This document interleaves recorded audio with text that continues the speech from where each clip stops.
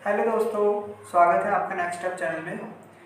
मेरा नाम अनूप सिंह है और मैं banking and other government sector exam की तैयारी करवाता हूँ। ये वीडियो मैं आपको कोई टॉपिक बेस्ड नहीं है और ना ही मैं आपको मोटिवेट करना चाहता हूँ आगे के एग्ज़ाम्स के लिए जो आने वाले एग्ज़ाम्स हैं इस साल 2021 में। बेसिकली ये वीडियो मैं आपको बताना चाहता हूँ कि बहुत सारे बच्चे जो है 2020 में एज अ पैंडेमिक आया है आपका कोरोना, उसमें कुछ बच्चों ने थोड़ा धैर्य भी खोया है अपना, प्रिपरेशन में थोड़ी लय भी टूटी उनकी, और कुछ बच्चों ने बहुत अच्छे से प्रिपरेशन की है, इस लॉकडाउन का ही फ़ायदा उठाया है।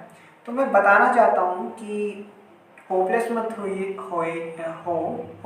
होइए और अपने प्रिपरेशन में कंसंट्रेट कीजिए। और कोई रेजोल्यूशन भी नहीं लेना है आपको कि आपको नया साल जैसे 2021 आया है तो आपने सोचा कि मैं एक रेजोल्यूशन लूँ और उस पर वर्क करूँ।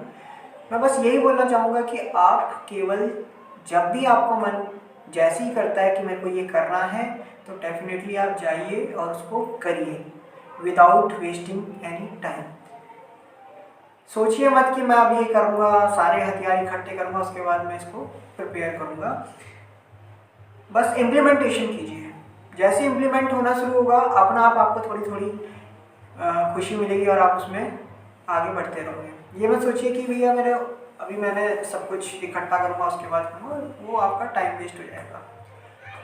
और बहुत सारी मोटिवेशन वीडियो है आपको यूट्यूब चैनल में आपको मिली आती है, बहुत सारी मोटिवेशन वीडियोस, उसमें भी ज़्यादा आप टाइम वेस्ट मत कीजिए। बिकॉज मोटिवेशन वीडियो आपको पता ही है, देखकर आपको क्या होता है कि कुछ समय के लिए आप मोटिवेट तो हो जाते हो बट आफ्टर सम टाइम आप दोबारा से डिमोटिवेट हो जाते हो। सेल्फ मोटिवेशन जगाइए और सोचिए कि मैं जो कर रहा हूँ क्यों कर रहा हूँ, किस लिए कर रहा हूँ, फिर उस पर वर्क कीजिए, डेफिनेटली कुछ अच्छा होगा। प्रिपेयर क्या करना है, लाइक अगर मैं बैंकिंग एग्ज़ाम की बात करूँ, बैंकिंग एग्ज़ाम में प्रीलिम्स में केवल आपके 3 सेक्शंस हैं। अगर मैं बात करता हूँ तो इंग्लिश है आपका, क्वांट, मैथ्स और आपका रीजनिंग सेक्शन है, तर्क शक्ति। तो इंग्लिश की प्रिपरेशंस बहुत लोग कहते हैं कि ग्रामर करनी है, ग्रामर करके फिर हम उसमें हम पार पा लेंगे और मार्क्स स्कोर कर लेंगे। बेसिकली ग्रामर भी ज़्यादा उसमें है नहीं, थोड़ी बहुत ग्रामर बोलता हूँ मैं कि सब्जेक्ट वर्ब एग्रीमेंट के कंसेप्ट आपके क्लियर होने चाहिए, पार्ट्स ऑफ स्पीच आपके थोड़े बहुत होने चाहिए अच्छे से। बेसिकली उसमें क्या चीज़ है, आपका रीडिंग स्किल बहुत ज़्यादा वर्क करता है। अगर आप इंग्लिश में अपनी रीडिंग स्किल को इम्प्रूव करते हो, या आप इंग्लिश में रीडिंग स्किल पे ही नहीं, मैं कहूँगा कि बहुत सारी चीज़ इंग्लिश में ही नहीं काम आएगी, वो अदर सेक्शंस में भी काम आएगी जो आपकी क्वांट और रीजनिंग है। अगर आप इंग्लिश मीडियम के बच्चे हो, इंग्लिश में पेपर दे रहे हो तो कैसे काम आएगी, लाइक आपकी अगर रीडिंग स्किल अच्छी हो जाती है, आप रीडिंग फास्ट कर लेते हो और उसको इंटरप्रीट भी अच्छे से कर लेते हो with in a time period जिस समय आप रीड कर रहे हो, तो होगा क्या, जब आप क्वांट का पेपर दे रहे होंगे उसमें भी लैंग्वेज होती ही है इंग्लिश, वहाँ पे भी आपको थोड़ा हेल्प मिलेगी। और रीजनिंग के क्वेश्चन जब आप कर रहे होंगे तो पजल जो होती है, लेंथी थोड़ी पजल्स होती है, उसको भी आप रीड फास्ट करोगे तो उसमें भी आपको बहुत ज़्यादा उसमें हेल्प मिलेगी। तो बेसिकली चीज़ क्या है कि आपको रीडिंग स्किल में बहुत ज़्यादा वर्क करना है इंग्लिश में। तो मैं कहूँगा इंग्लिश में रीडिंग स्किल पे कैसे वर्क करते हैं, आप कोई चीज़ तो है नहीं आप बुक लीजिए और बुक पढ़ने लगिए, ऐसा नहीं कहूँगा। आप ऐसा कंटेंट पढ़िए आप जिसमें आपको ओवरऑल कहीं ना कहीं उसका दूसरी जगह भी हेल्प मिले। लाइक बहुत लोग कहते हैं कि एडिटोरियल पढ़िए, मैं भी उसी कंसेप्ट की बात कर रहा हूँ कि आप डेफिनेटली एडिटोरियल में जाइए। और एडिटोरियल आप पढ़ोगे तो उसमें आपको 2-3 चीज़ क्लियर होंगी। एक तो आपने अपनी रीडिंग स्किल्स अच्छी करनी है उसको पढ़ के, दूसरी चीज़ आपको उसमें वकैब्स मिलेंगी, राइट डाउन कीजिए, लर्न कीजिए उसको। और जो तीसरी चीज़ है आपका वो ये होगा कि जब आप अगर प्रीलिम्स निकाल लेते हो तो मेंस में आपका जो जीए सेक्शन आएगा, जनरल अवेयरनेस, करंट अफेयर्स, उसमें बहुत सारे क्वेश्चंस जो होंगे जो उससे रिलेटेड होंगे, तो वहाँ भी आपको जब आप पढ़ोगे तो रिवीजन होगा तो आप उधर भी हेल्प मिलेगी आपको, जो 4th पार्ट है मेन एग्ज़ाम में। तो आपका एडिटोरियल रीड करना देखो कहाँ कहाँ पे आपको वो हेल्प कर रहा है। एक तो इंग्लिश में भी हेल्प कर रहा है आपका, दूसरा आपका जीए में भी हेल्प करेगा, वोकैब भी इम्प्रूव होगा, और आपका वोकैब के साथ साथ में आपका सेंटेंस कैसे उसमें मेक किए वहाँ पे भी आपको हेल्प मिलेगा। बहुत सारी जगह आपको हेल्प मिलेगा वहाँ पे इंग्लिश में। तो इंग्लिश आप बैंकिंग में देखोगे तो रीडिंग स्किल बेस पे आता है ज़्यादातर, और इंटरप्रीट अगर आपने सही से कर लिया, वोकैब्स आपकी स्ट्रॉन्ग है, सब कुछ स्ट्रॉन्ग है, आप आराम से उसमें इंग्लिश में स्कोर कर सकते हो। दूसरा चीज़ है मैथ्स क्वांट की बात करूँ तो क्वांट में आपके टॉपिक्स हैं। अगर आप उस टॉपिक में देखोगे क्वांट में कौन कौन से टॉपिक है, देखो मिसलेनियस टॉपिक है जो आते हैं, किसी स्लॉट में आते हैं, किसी दूसरे स्लॉट में आते हैं, फिर तीसरे स्लॉट में आते हैं, किसी स्लॉट में नहीं आते हैं, किसी स्लॉट में आते हैं। तो मिसलेनियस टॉपिक आपका क्वाड्रेटिक इक्वेशन है, आपका लीनियर इक्वेशंस है, आपका दूसरा आपका नंबर सीरीज है, आपका 5-5 मार्क्स में, 3-3 मार्क्स में। सिंप्लीफिकेशन है जो आपका अप्रॉक्सीमेशन में आता है, और ये सारे मिसलेनियस टॉपिक। और डाटा इंटरप्रिटेशन आता है आपका, ये भी आपका टॉपिक आता ही आता है अगर बैंकिंग के क्वांट की बात की जाए। तो ये वर्क तो करना ही करना है हमें। डाटा इंटरप्रिटेशन करने से क्या होता है, आप जितनी उसको टाइम स्पेंड करोगे आपकी कैलकुलेशन तो इम्प्रूव होगी, पक्का कैलकुलेशन आपकी इम्प्रूव होगी। दूसरा, अपने डाटा इंटरप्रिटेशन में आपने देखना है अपने आप को कि किस बेस पे डाटा इंटरप्रिटेशन है, उसको ज़रा एनालाइज करना, तब जाके आप उसको करोगे तो ज़्यादा बेनिफिट देगा। अब मैं आपको एक चीज़ बोलूँ, यहाँ पे 10 क्वेश्चन जो होते हैं वो आपके अरिथमेटिक टॉपिक से आते हैं। तो बहुत सारे बच्चे क्या है, अरिथमेटिक में बहुत ज़्यादा टाइम वेस्ट करते हैं, पूरी प्रिपरेशन अरिथमेटिक को देते हैं, और एग्जाम में जब जाते हैं तो अरिथमेटिक का 10 क्वेश्चन में से एक भी क्वेश्चन सॉल्व नहीं कर पाते हैं। तो मैं आपको एक सजेशन दूंगा कि अरिथमेटिक में भी बहुत सारे बच्चे जो है अलग अलग जो साइट जो प्रोवाइड की हुई है वो उस साइट में जाके कितने कितने हार्ड क्वेश्चंस करते हैं और तभी वो क्रैक नहीं कर पाते हैं। रीज़न यही है कि एग्ज़ाम में जो लेवल है वो मीडियम लेवल है एक तरफ से, अगर क्वेश्चन का देखा जाए। और आप जब पेपर दे रहे होते हो एग्ज़ाम में, आप खुद जरा अपने आप को एनालाइज करो कि आप कौन से क्वेश्चन अटैम्प्ट करते हो। मुझे तो लगता है सारे हार्ड लेवल के क्वेश्चन सभी अटैम्प्ट करते नहीं कर पाते हैं। आप वही अटेम्प्ट कर पाते हो जो आपने पढ़ा, रीड किया और विदिन अ सेकंड क्लिक हुआ, ये ऐसे सॉल्व होगा और आपने उसको कर दिया अटेम्प्ट और आपने सॉल्व कर दिया। तो मुश्किल से 2, 3, 4 इतने क्वेश्चन आप अटेम्प्ट कर पाते हो अरिथमेटिक के। तो क्यों ना अरिथमेटिक में इस तरीके से वर्क किया जाए कि आप जितने टॉपिक है गिन चुन के, मेरे ख्याल से 8 टॉपिक होंगे, 7 टॉपिक या 9 टॉपिक होंगे, लाइक प्रॉफिट लॉस हो गया, रेशियो प्रोपोर्शन हो गया, पार्टनरशिप हो गया, स्पीड डिस्टेंस टाइम हो गया, वर्क एंड टाइम हो गया, एवरेज हो गया, एजेस हो गया। तो ये कुछ टॉपिक ऐसे हैं जो आप टॉपिक को लिख लीजिए नोटबुक में, गिनकर 8 टॉपिक होंगे या 9 टॉपिक होंगे।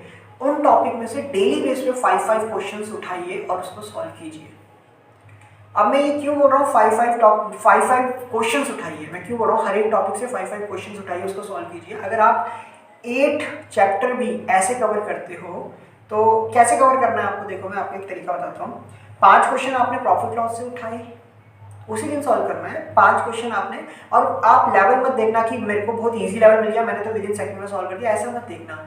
आप चाहे एक क्वेश्चन बहुत इजी आ जाए, कोई दिक्कत नहीं है।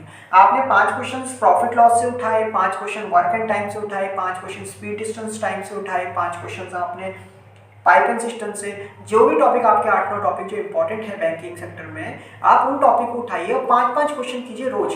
मे बी अगर 8 चैप्टर है तो 8 आपको बताइए 40 क्वेश्चन आपको अटेम्प्ट करना है डेली बेसिस पे, और उसका लेवल कुछ भी हो बट मेमोरी बेस्ड क्वेश्चंस होने चाहिए। उससे क्या होगा, जब आप ऐसे प्रैक्टिस लाओगे तो चाहे आप उसके लिए 1.5 आवर दो या 2 आवर्स दो, जो मैं आपको बोल रहा हूँ 40 क्वेश्चंस करने के लिए, तो आपको सारे चैप्टर 1 to 1 रिवाइज होते रहेंगे। आपको बार बार गो थ्रू नहीं करना पड़ेगा चैप्टर पे इनिशियल फेज से।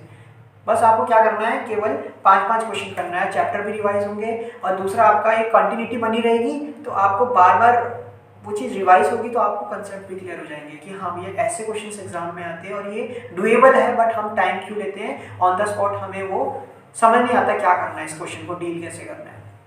तो मैं आपको सिंपल एक तरीका बताता हूँ कि एक तो ये इंप्लीमेंट कीजिए क्वांट के लिए, अरिथमेटिक सेक्शन के लिए केवल बोल रहा हूँ, ज़्यादा टाइम नहीं स्पेंड करना है, ओनली 2 आवर्स दीजिए अरिथमेटिक के लिए घर में। और चित्र भी, आप ऐसा मत बोलना, आप कुछ बच्चे ऐसे बोलेंगे सर मेरा तो अरिथमेटिक का 8 के 8 टॉपिक जो आप गिना रहे हो तो क्लियर ही नहीं है, अभी हमने स्टार्ट किया है कोचिंग, कहीं पे भी लेना शुरू किया और मेरे ये चैप्टर क्लियर नहीं है। तो मैं कहूँगा भैया आपके अगर 2 चैप्टर भी क्लियर है, लाइक आपने प्रॉफिट लॉस ही पढ़ा है, परसेंटेज ही पढ़ा है, तो उन 2 टॉपिक से आप 5-5 क्वेश्चन उठाइए, डेली बेस पे करना शुरू कर दीजिए। ये मत देखना कि टॉपिक के जो क्वेश्चन है वो बहुत लो लेवल के हैं, मेरे को तो आ गया, मैंने 2 सेकंड में कर लिया। नहीं, ऐसा नहीं होगा। आप कोई भी क्वेश्चन कर रहे हो, आप ये देखिए अगर आपको आता भी है तो आप कितना टाइम लगा रहे हो उसमें, क्योंकि वहाँ पे टाइम ही मैटर करेगा। एग्जाम में 20 मिनट आपको मिले हुए हैं पूरे 35 क्वेश्चन के प्रीलिम्स में, तो 20 मिनट मिले तो देख लो, अगर आपको ज़्यादा अटेम्प्ट करना है तो आपको 1 मिनट से कम टाइम लेना पड़ेगा। किसी में कम टाइम लगेगा, किसी में ज़्यादा लगेगा। तो हम यही देखकर चलेंगे ऑन एन एवरेज कम समय लगे सभी क्वेश्चन को अटेम्प्ट करने में, ज़्यादा अटेम्प्ट होंगे क्वेश्चन मैथ्स के। तो यहाँ से एक चीज़ क्या निकल कर आती है, निष्कर्ष कंक्लूजन अगर देखें तो क्या निकल कर आता है, आपको स्मार्ट स्टडी करनी है। और वो स्मार्ट स्टडी सबसे बड़ी चीज़ है, मेमोरी बेस्ड क्वेश्चंस आपको टारगेट करने हैं। और वो मेमोरी बेस्ड क्वेश्चंस को भी ऐसा नहीं आप एक चैप्टर को पूरे दिन लगे हो, नहीं। आपने, मैंने बोला भी 8 चैप्टर है, 8 चैप्टर आपको अगर पता है कौन से आते हैं तो उन 8 चैप्टर के 5-5 क्वेश्चन डेली बेस को करने हैं। ऐसा क्या होगा, जब आपने एक टॉपिक उठाया प्रॉफिट लॉस का 5 क्वेश्चन किए तो आपको प्रॉफिट लॉस थोड़ा रिवाइज हो गया, देन सडनली आपने उसी टाइम आफ्टर 5 मिनट या 10 मिनट आपने स्पीड डिस्टेंस टाइम टॉपिक उठा दिया मैथ्स का। तो क्या हुआ, आपका स्विच हुआ टॉपिक।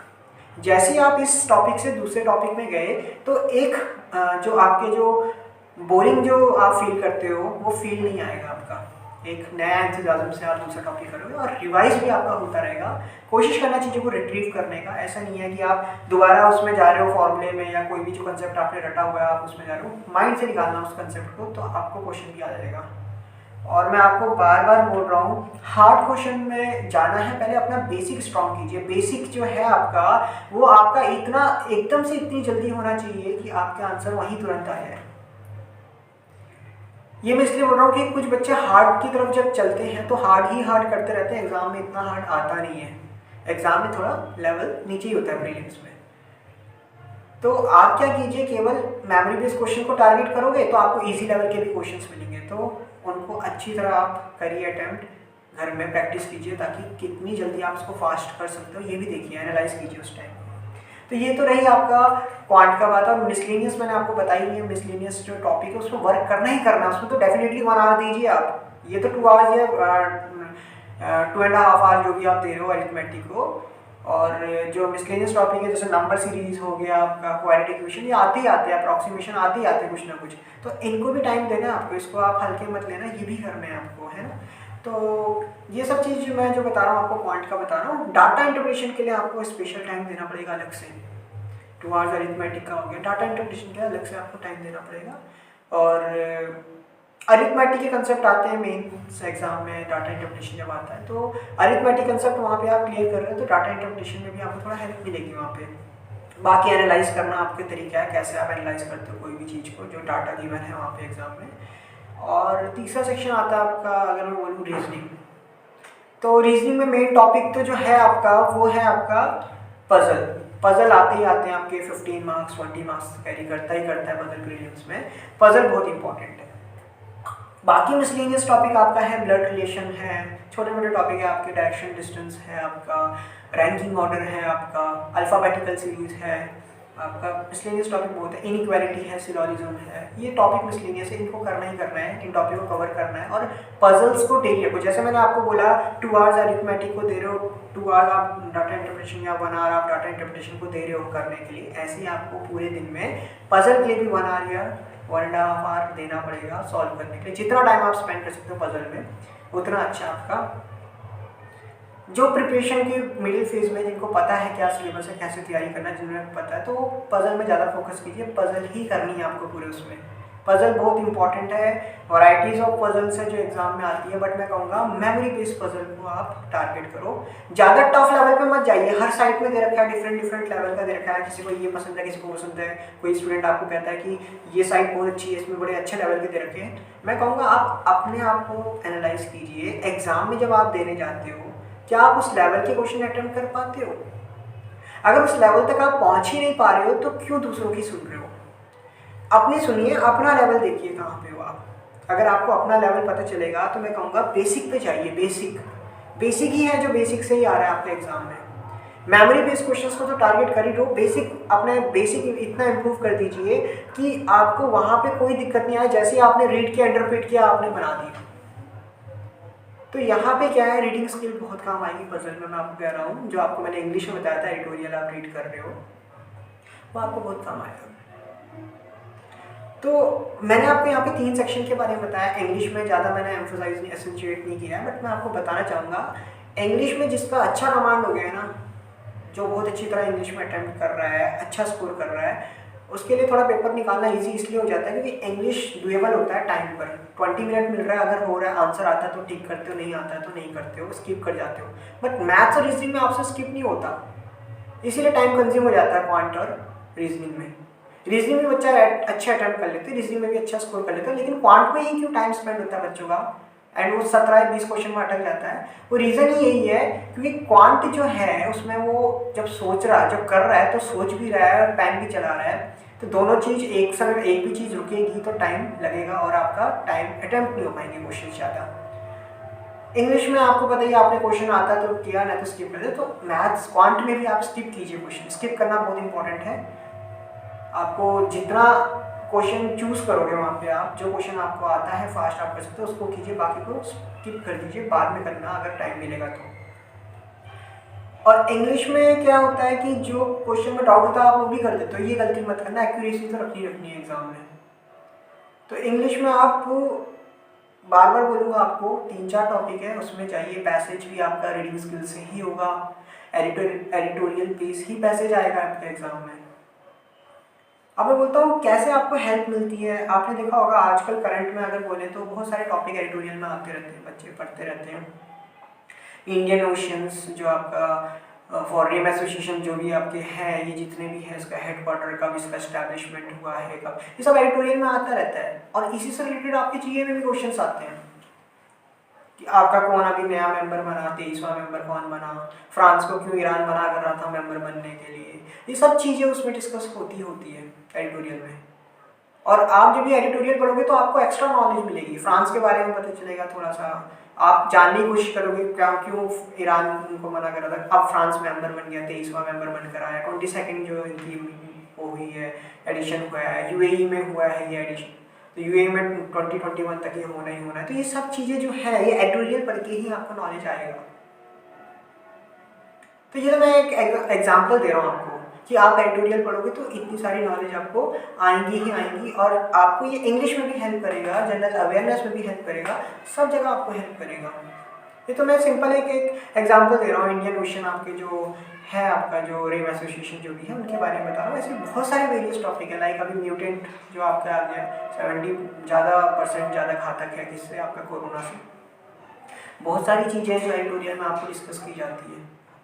अब आपको एकदम से उसमें इंटरेस्ट नहीं आएगा, आपको धीरे धीरे इंटरेस्ट आएगा आपको उसमें, लेकिन इनिशिएट कीजिए। और उसको ये मत देखिए आप कि आपको पहले सोचना है कि आपको आपने टाइम बना लिया पहले उसके लिए कि भैया मैं अब ये करूँगा, नहीं, बिल्कुल ऐसा मत सोचिए। मोटिवेट होने की भी जरूरत नहीं है, जब आपको मन कर रहा है पढ़ना शुरू कर दीजिए, ज़्यादा मत उसके लिए स्पेशल टाइम मत निकालिए, जब आपका मन करे पढ़ना शुरू कर दें। तो मेरा जो पूरा जो ये वीडियो बनाने का, वीडियो लेक्चर बनाने का जो मेरा मेन जो मोटिव है ये है कि जितने भी बच्चे प्रिपेयर कर रहे हैं, एक रेजोल्यूशन लेने की ज़रूरत नहीं है कि नया साल होता है, सबका ही होता है। मेरा मानना है कि रेजोल्यूशन मत लीजिए, बस मेहनत कीजिए और मेहनत इम्प्लीमेंट कीजिए चीज़ों को जो आपको करना है। टाइम वेस्ट सबका लगता है कि मैंने इस चीज़ में टाइम वेस्ट किया, नहीं, अब रिग्रेट नहीं करना है। आप जब मेहनत करोगे तो अपना आप आपको फील गुड होगा और आप आगे के लिए और मेहनत करोगे उसके लिए। ये प्रीलिम्स के लिए मैंने थोड़ा सा बताया आपको, मेंस के लिए भी मैं अगर मेरे को मौका मिलेगा तो मैं थोड़ा बताऊंगा।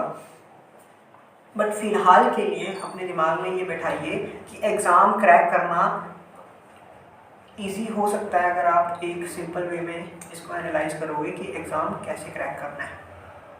दूसरों की बात पे मत आइए कि दूसरा कह रहा है भैया मैं इतने आवर्स दे रहा हूँ, मैं इतना दे रहा हूँ, ठीक है, वो भी ठीक कर रहा है, मेहनत कर रहा है। आप अपने आप को एनालाइज करके मेहनत कीजिए। मैंने आपको बोल दिया, आपने मेरी बात भी सुन लिया, आप अपने आप को शायद से मेरे से रिलेट करके भी आप एनालाइज कर लेते हो कि मैंने ये बोला और मैं ये भी कह रहा हूँ, दूसरों की बात मत सुनिए। तो मैं क्या कहना चाहता हूँ समझ रहे होंगे आप लोग। मैं ये कहना चाह रहा हूँ सेल्फ एनालाइज कीजिए, अपने आप को एनालाइज कीजिए कि मैं अभी किस पायदान पे हूँ और मुझे कितनी मेहनत करनी है और कैसे मेहनत करनी है, तो शायद से आपको समझ आ जाएगा पेपर कैसे क्रैक करना है। मेमोरी बेस्ड क्वेश्चन को ही टारगेट करना है, ठीक है। तो सबको धन्यवाद मेरा इस वीडियो लेक्चर को अंत तक देखने के लिए। प्लीज़ सब्सक्राइब पक्का कीजिए और लाइक कीजिए। और मैं ये कहना चाहूँगा कि अभी मैं वीडियो लेक्चर दोबारा से कंटिन्यू करूँगा, मैंने कुछ समय तक छोड़ रखा था और नाउ इस ईयर से मैं दोबारा कंटिन्यू कर रहा हूँ। तो जितने मैंने वीडियो लेक्चर बनाए हैं उसको आगे कंटिन्यू करूँगा। रीजनिंग से रिलेटेड टॉपिक, मैथ्स से रिलेटेड टॉपिक, ये सब लाऊंगा आपके सामने, और मेरे को मौका मिलेगा तो इंग्लिश का भी मैं देखूँगा। सो प्लीज़ कैरी ऑन और अपने टारगेट को अचीव कीजिए। Thank you so much.